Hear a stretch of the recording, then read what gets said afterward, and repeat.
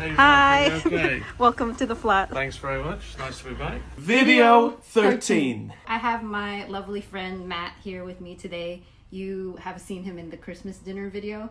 If you watched that, if you didn't, go ahead and watch it. I actually wanted to make yakisoba pan because I kept seeing that in a bunch of anime, but then I ran out of time to get the ingredients. So I just ended up getting another Asian like street food, Korean corn dog. And hopefully it cooked all the way. Is it cold? No, that's great. I'm Matthew, PhD in French studies student with a film studies angle. Did my master's at UOB and then further back did my undergraduate as well. So I'm fourth year part-time. My thesis title is Anachronistic Heroes in French Comedy Cinema. So kind of characters that kind of don't fit in with their particular time period or society, to do with gender or class separation, all sorts of things. Looking at comedy and finding like quite important messages within it, you know. I think that's great because a lot of people, when they think of the comedy genre, they think, oh, it's just silly and it's there to relieve stress. I feel like it's so similar to horror, in which you can communicate such important issues within the genre. Like horror and some of the jump scares and things, it's like with comedy, it's kind of trying to swallow a bitter pill. Like comedy is sort of, it's kind of a medicine of sorts, Like you say, its power, I think, has been underestimated. I love that. So, yeah. This is Matt's first time having a Ramune, Japanese like soft drink. Take this off and then... In the Ramune, there's a ball, a clear ball. With a shot. And then just perforate the... Okay. You really gotta... Ooh. Ooh, okay, God. there. Wow. Yay. Cheers. Cheers. Yeah, very nice indeed. It's like cute. a marble, yeah. Right? On Instagram a while ago, you forwarded me this photo of you with like this serving face. So it kind of inspired the video because I just messaged you and was like, would you want to come on and talk about masculinity in academia? It's just, I find it quite interesting because like I did theatre when I was at school and kind of wore bits of makeup, you know, playing different roles, and I think it kind of taps into what we're discussing today, you know, sort of stepping into other people's shoes. Shout out to Carol, our director at school, director of all these amazing shows I was part of. The picture that you referenced, it was kind of an initiative. We'll put it right here. Yeah, this picture right here. Yeah. Changed considerably since then, but there was an initiative on Facebook, I think it was 2014, and there was something at least in the UK, called the No Makeup Selfie. And so women were taking makeup off and putting the pictures up as a way of kind of raising awareness. A cancer initiative, basically. As a joke, men put makeup on, but still called it the No Makeup Selfie. It was a bit of a play on the version that was first, you know, coming through. I and my flatmates just participated in this because we thought, well, it is for a good cause. How did you feel like when you had the makeup on? I think it was my late mum and my sister that put the makeup on, but obviously it's something like, as a heterosexual man, and something I wasn't used to. It does make you feel sort of like another person. It's kind of a window into like different, as we said, personalities and different roles, like playing certain roles. But people wearing masks, and to what extent do we all kind of wear masks? I'd just be curious to do it again today, but I'm putting myself in Xanthe's capable hands because there's no way I'm doing it myself. So I like personally feel like makeup should be for any gender, to be honest. I think like whenever I see like a man, like whether it's just like simple eyeliner or even if they go full blown with the look, like, oh yeah, that person is like rocking like themselves. David Bowie, he was sort of subverting expectations and kind of and that sort of glam rock era, you know, people were sort of questioning what does this represent, and it's kind of an interesting, not just a publicity thing, but obviously it was something that was reifying for him as well. Especially that glam rock era. And you had sent me that photo of Christian Bale in Velvet Goldmine, which is like a very good movie. I think it's Todd Haynes as well. I think it is. I've not seen it, but I know you were saying about it. We were talking about Todd Haynes earlier. All right, so we have these makeups here. I'm not the most talented at being a makeup artist, so I'm going to do my very best. My mom found this for me, and it's like my favorite foundation. Oh, wow. Because it makes it look so natural. Because I'll be out and people will think that I'm not wearing any foundation. Oh wow, so it's very discreet. Spray this on you. Sorry. Sorry, No, that's me. I don't know if I'm doing this right. Don't try this. Don't try that. I was putting on makeup on an actor on my friend's film. I was the makeup artist, and I was going like this, and then she was like, "Do you want to dab on it?" And I was like, "Oh yeah, you're right. That's the proper way." It has made a difference, actually. I can see that. Yeah. We can do a little bit of eye action. Eye action. What color are your eyes? Sort of a greeny blue, I think. Yeah, greeny blue. I wonder what would complement. You're kind of like wearing brown. Purple, maybe? Purple, yeah.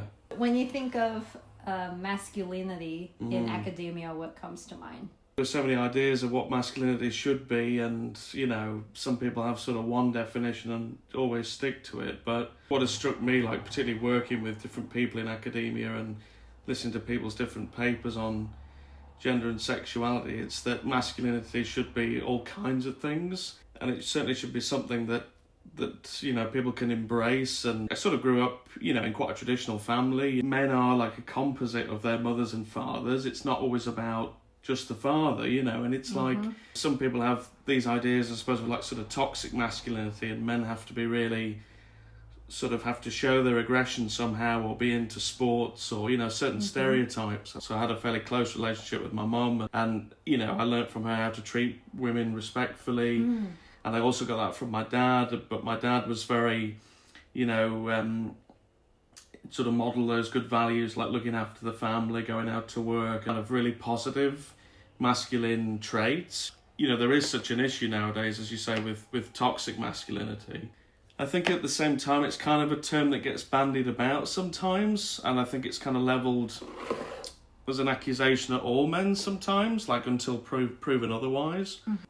So I think it's important to keep an open mind, and obviously call certain men out for toxic behaviours, most definitely. Don't sort of treat all men the same if they've not sort of shown that kind of behaviour, it's because sometimes I feel like I've met with somebody and it appears like they're a bit suspicious of me, and I think it's maybe some people are a bit suspicious of all men. Because we hear so much about toxic masculinity, I think some people think like all men are like that. Trying to like redress that and, say that, a lot of men are actually quite kind and, respectful, and trying to show that image of men. So do you experience that like personally in like the university, or? Sometimes even just talking to somebody on a chatty sort of a level, it's as if they're thinking like, who are you and what are you about, Oh, like they don't trust you. Perhaps, yeah, it's just kind of a feeling, and I think, I think the media has done a lot to kind of create that sense of that sort of suspicion, because I feel like there is a bit of like, dare I say it, a bit of like, toxic femininity as well, like sometimes. What is toxic femininity? I just feel sometimes, and this, it's kind of like certain instances where like trying to put men down, it's probably no fault of their own. They've maybe been hurt in their lives, had certain bad relationships with men, etc., and sort of presuppose that maybe you're the same. People think of men as a collective rather than men as individuals. It's kind of just proving the idea, I think, that it works both ways in some instances. Stories of where, men have been abused by women, domestically abused, etc. So, but I think we should maybe be thinking of sort of toxic people in general. This is me speaking as a straight man. I mean, I think it's masculinity is different for each person who defines themselves as kind of masculine. I notice that repeat that you're straight. I wonder, do you feel like the urge to clarify? I think it's quite funny because sometimes, because a lot of my friends are women, people maybe get sort of a different idea, Right. But so that's sort of why I sort of put that up front, that say like, I'm a straight man, but kind of I have an insight into the female experience, obviously. Yeah. And I think like growing up, growing up with a sibling, my sister, you sort of, it's kind of a window into the female experience as well, kind of growing up, Like because of, there's been like situations where people assume that you're like queer, that you have to. I think it's more just the fact that we sort of live in a society which like for very good reasons is more open now. Yeah. No, I think it's just been in academia, and I was speaking to a friend of mine the other day who, I don't know if it's just by coincidence, but we find nowadays in academia in terms of like the people we mix with and also the content and presentations, it's very sort of LGBT orientated. And I feel like we were both saying we're sort of trying to learn, you know, kind of the right vocabulary to use and how to kind of, really to understand better, I suppose, like LGBT concerns in academia and just like in life as well. Yeah. But I don't kind of mean it as an insecure thing as such. It's just that I feel I have to mention it when I probably don't. Yeah, I'm so wondering maybe this taps into something. I don't know. I'm wondering if like you feel like you don't have to. If people assume, they assume unless they ask. You know. Yeah, I don't know really. It's sometimes it can be sort of, you know, people shouldn't feel, I suppose, that they have to put sort of certain labels on themselves immediately or whatever, or sort of say I'm this or that or the other. But what I do have, I must say, as a straight man, is a great respect, you know, for anybody who, you know, sort of comes out or, you know, is struggling with that aspect of their lives, because I've got, you know, several gay friends and I've had gay housemates in the past and have seen sometimes their, you know, private battles, and hoping that people won't judge them. And people should be allowed to live the ways they want to, you know, if it's not hurting anybody else. There's been a lot of, I think the UK was rated one of the highest transphobic areas too. Yeah. Which is, like, terrible. This is it. What do you think about the idea that sexuality is like on a spectrum? Like, because I know you're a big Bond fan. Yeah. What if you're like, oh, that is a really good looking man. It's one of these, like, I suppose, like, you know, being a straight man, you can sort of recognise, you know, it's like some of the Bond actors. There is obviously there's a handsome quality there, because you just know that, you know, they're like Daniel Craig, you know, much liked by men and women, I suppose. But who do you think, like, if you had to choose, like, who do you think is like the most good looking? Like, Bond? I don't know. I suppose, like, I think it would probably be Sean Connery, because I know, like, it's quite funny to say, but my mom, you know, grew up with the Connery movies, and he was well, for her and a lot of her friends, like a bit of a poster boy, you know. Yeah. So I can sort of recognise that sort of, that, you talk about masculinity, like a sort of a, and this kind of masculinity being like a sort of a rugged quality. Oh, actually, can you go like,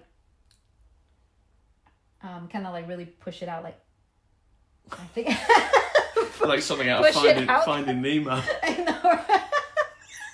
You can tell that I don't work on makeup on people. Push it out. You know? In your experience, like on campus, what are your relationships like with men, and does it feel safe, or is there like a masculinity thing going on where you feel like you can't be your vulnerable selves with each other? I think it's much better nowadays. You know, over time, I've met more people that are sort of on my level that have that sort of sensitive side as well, and it's not all about this sort of, you know, going out drinking all the time or bashing the table, or I always try and be as authentic as I can be, but admittedly, amongst certain sort of more maybe sort of gruff sort of men, I might also be a bit more like, well, you know, but I think it's just trying to remember that, you know, you are your individual self, and you shouldn't be like kind of like I think it's this, what do they call it, herd mentality. People sort of like, I feel we're at an age now, like in society, where that's slowly changing, and it's more about people just as themselves, and perhaps not using certain labels if they don't want to.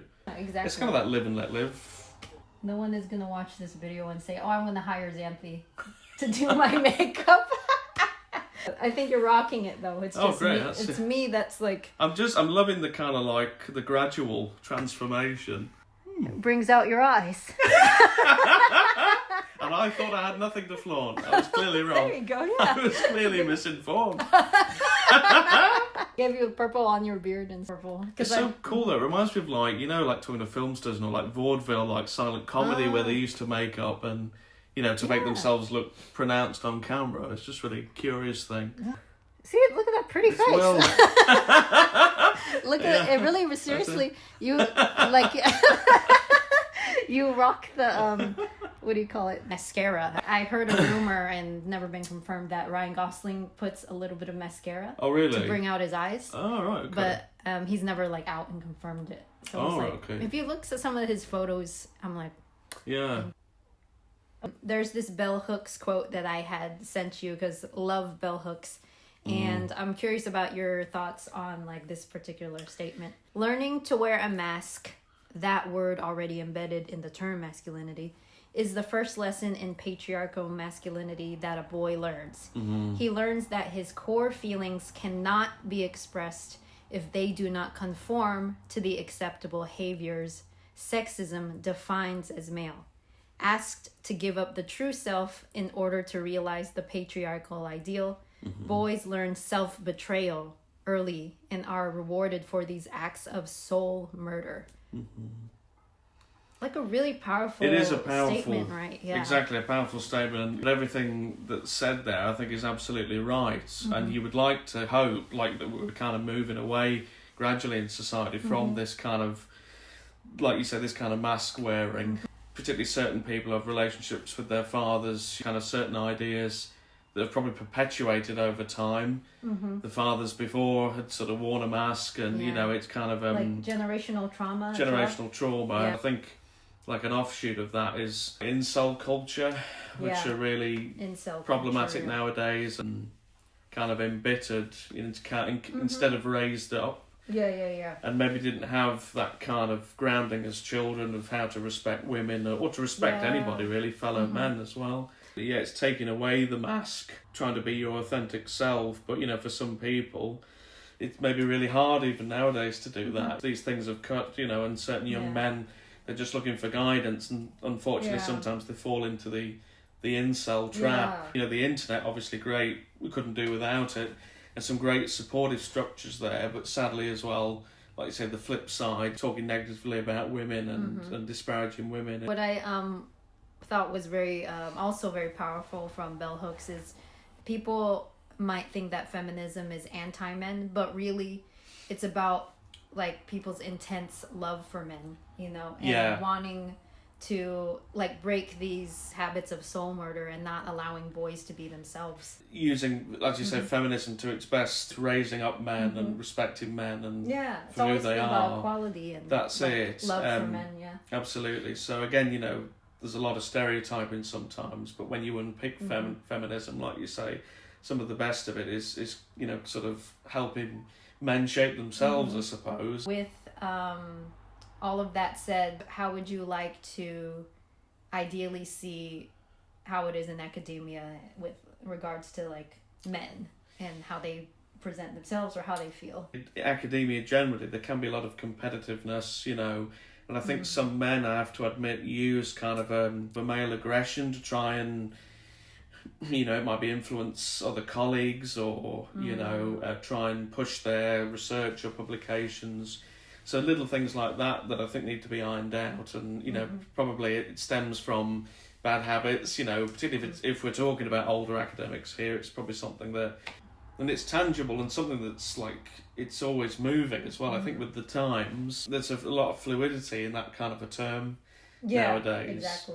Basic human principles, doesn't it? Like mutual respect for how people want to live or what they want to research or.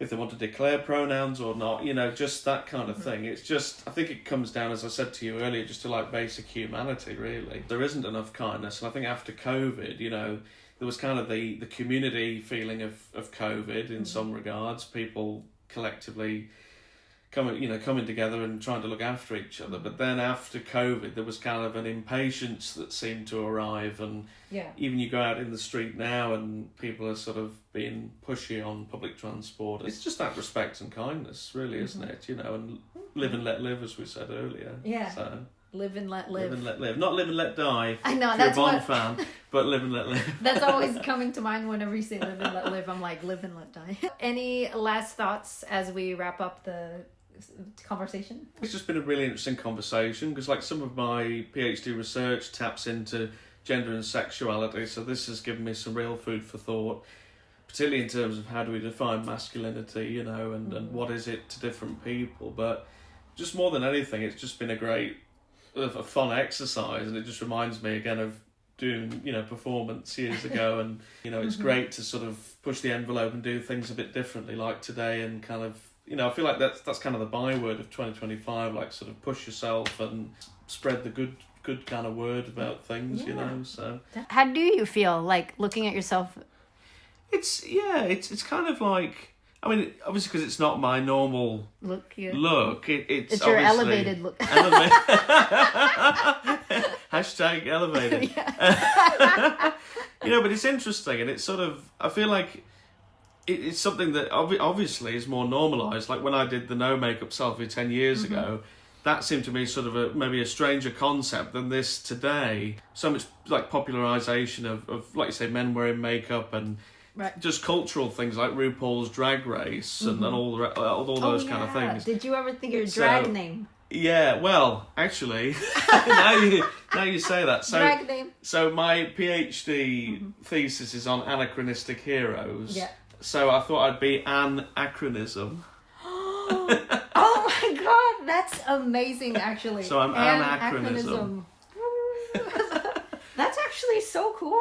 Yeah, it just came to me this morning. It's like anarchy, you know? Yeah, going back to your question, you know, it's interesting. I think with RuPaul and everything else, we're so much more used to seeing this kind of an image that, like you say, like even to me personally, this is less surprising than it might have been 10 years ago. So, that's that must surely be a sign of progress, even for somebody like myself. Yeah. Interesting. An acronism. Wait, looking forward to the next show you perform. Yeah, absolutely. I'm available for parties, weddings. I know, like, you would do a Bond song. Die Another Day. Die Another Day as anachronism. Yeah. I feel like for this look, as we've often taught, the Die Another Day song would be quite appropriate, wouldn't it, somehow? Just the sort of kookiness of it, yeah. Where can people find you on social media? You can find me on Instagram, LinkedIn, and also the university information pages. If you're interested in my research, give me a follow, and I think Xanthe, you'll put the links into the description. The description below. And when you email Matt or contact him, you have to refer to him as an acronism. Dear anachronism. Yeah, so, I will only answer to that. Yeah. Love it. Love the energy. 2025. 2025. Hashtag elevated. Elevated. I had such a fun time, Matt. Always, even if we're not on camera. Thanks, Xanthe. Thank it was you great. for being here. Thank you for asking me. Yeah, appreciate it. Yeah, Bye. totally. All right, Mr. DeMille, I'm ready for my close-up. Fabulous.